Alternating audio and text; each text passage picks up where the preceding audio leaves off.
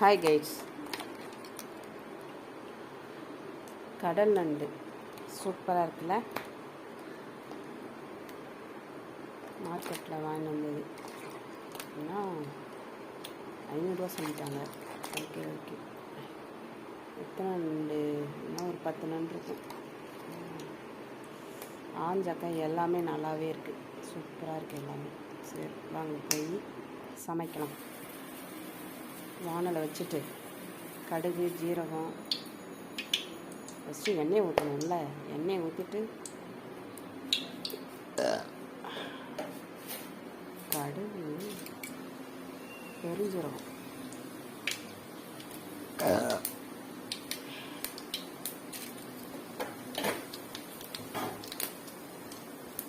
பெருஞ்சீரகம் தெரிகிற வரைக்கும் வெயிட் பண்ணிவிட்டு வெங்காயத்தை கட் பண்ணி போடணும்னா பொரியிற வரைக்கும்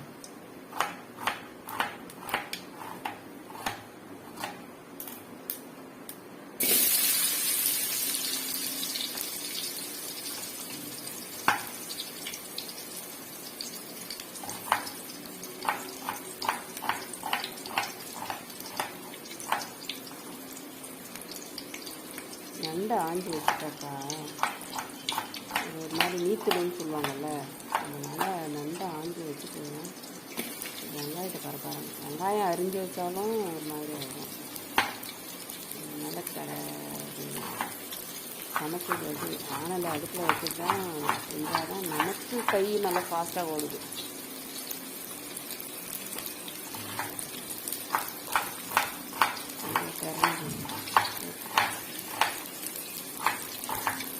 நாலு 5 வெங்காயம் அரிஞ்சேன். இப்போ வதக்கமா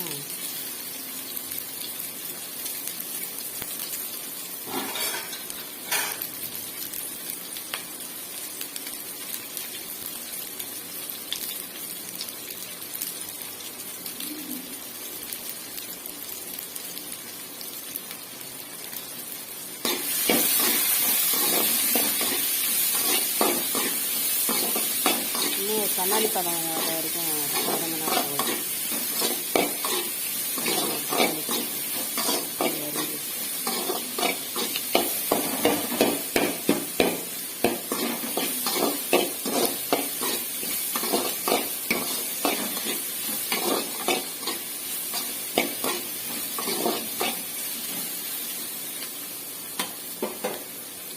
மிளகு ஜீரகம் இஞ்சி பூண்டு நல்லா அரைச்சி மைய அரைச்சி வச்சுப்போம்.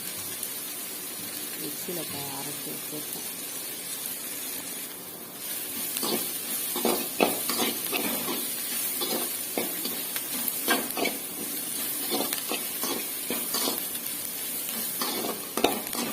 முன்னாடி பழம் வரைக்கும்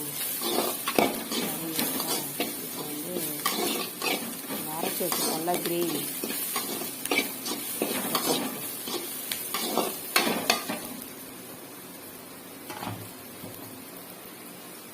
இஞ்சி பூண்டு மிளகு ஜீரகம்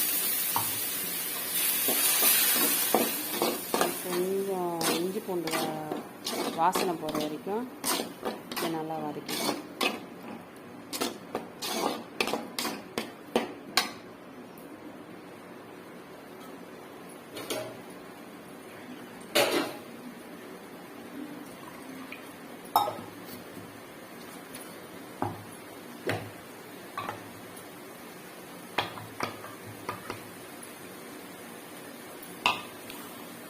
நல்லா எண்ணெய் கொஞ்சம் பிரிஞ்சு வர வரைக்கும் வதக்கணும்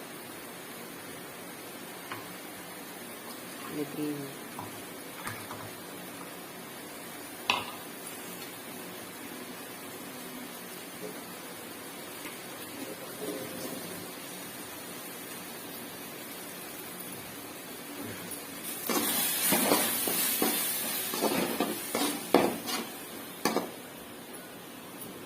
பிரிஞ்சு வந்துச்சு. தக்காளி போட்டுருவோம்.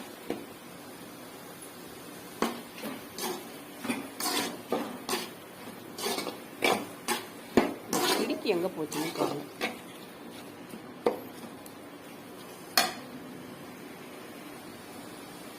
கிடைச்சிச்சு.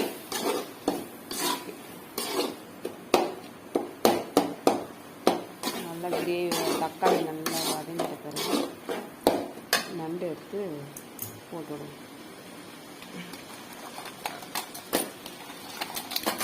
அதுக்குள்ளே தண்ணி ஊற்றிருக்கோம்.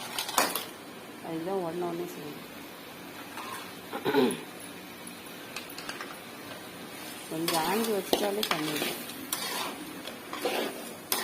வெங்காயம் தக்காளி வதங்குற நேரம் தான் வச்சுருந்தேன் வெளியில். தண்ணி ஊற்றும். நல்லா வதக்கிட்ட பிறகு 2 டம்ளர் தண்ணி ஊற்றி கொதிக்க வச்சுருவோம். அதுக்கு முன்னாடி நல்லா கிளறணும். உப்பு போட்டு அதுக்கு தேவையான அளவுக்கு உப்பு போட்டு கிளறணும்.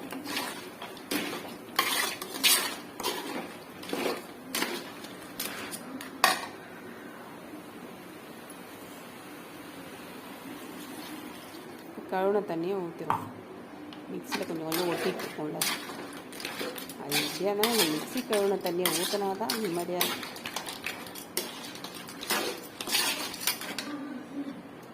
அதுக்கப்புறம் இன்னும் ஒரு 2 டம்ளர்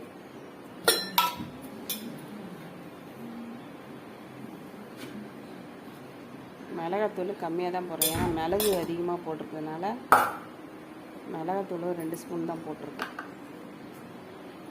உப்பு தேவையான அளவுக்கு போட்டு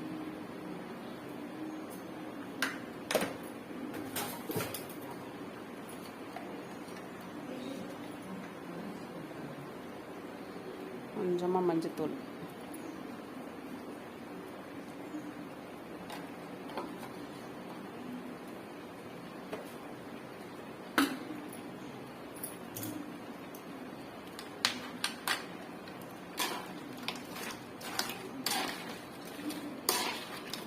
எல்லாம் எண்ணெய் கலரி விடுவோம்.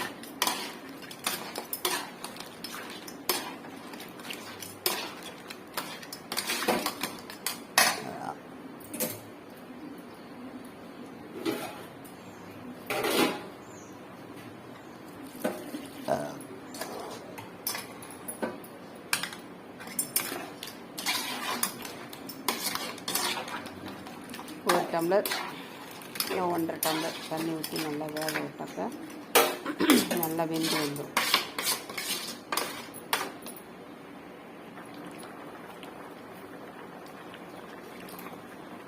தேவையான அளவுக்கு புதினா கொத்தமல்லி போட்டுக்கலாம். முழுசாக போட்டால் எடுத்து எல்லாத்தையும் வேஸ்ட்டாக வெளியில் தான் போடுவாங்க. அதனால் நல்லா க்ளீன் பண்ணிவிட்டு கழுவிட்டு அலசி கழுவிட்டு நல்லா குட்டி குட்டியாக கட் பண்ணி போட்டாக்கா யாராலையும் அதை எடுத்து தூரம் போட முடியாது. ஓகேவா? அதனால் குழம்புல அதுவே செட் ஆகிடும் கிரேவி. நல்லா கிளறி விட்டுட்டு கொஞ்சமாக தேங்காய், ஒரு 1/2 மூடி தேங்காய் அரைச்சி அதில் நல்லா ஃப்ரெஷ் பால், அதாவது தண்ணி கலக்காமல் ஃப்ரெஷ் பால் அப்படியே புழிஞ்சு விட்டு ஊற்றிப்போம். அவ்வளோதான்.